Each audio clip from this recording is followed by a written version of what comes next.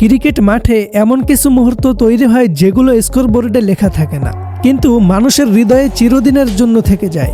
West Indies ইনিংসের ১৬তম ওভারে ঠিক তেমনই একটি ঘটনা। বল হাতে সিকান্দার রাজা আর স্ট্রাইকে রোবম্যান পাওয়েল। রাজার ডেলিভারিতে পাওয়েল জোরে শট খেলেন।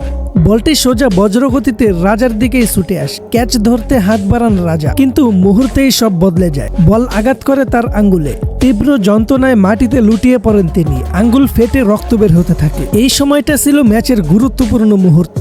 চাইলেই পাওয়েল রান নিতে পারতেন, চাইলেই নিজের বাঁচার সুযোগ খুঁজতে পারতেন, কিন্তু না, তিনি 1 সেকেন্ডেও দেরি করেননি।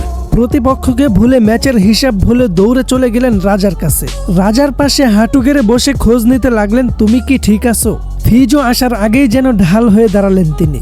সেই দৃশ্যে ছিল না কোনো প্রতিদ্বন্দ্বিতা, ছিল শুধু এক মানুষের আরেক মানুষের প্রতি দায়বদ্ধতা। ব্যান্ডেজ শেষে যখন রাজা উঠে দাঁড়ালেন, তখন দুজন একে অপরকে জড়িয়ে ধরলেন। সেই আলিঙ্গন ছিল স্কোরবোর্ডের বাইরে এক বিশাল জয়ের প্রতীক। ক্রিকেট শুধু ব্যাট বল না, ক্রিকেট শুধু জিত হার না, ক্রিকেট মানে সম্মান, ক্রিকেট মানে মানবতা।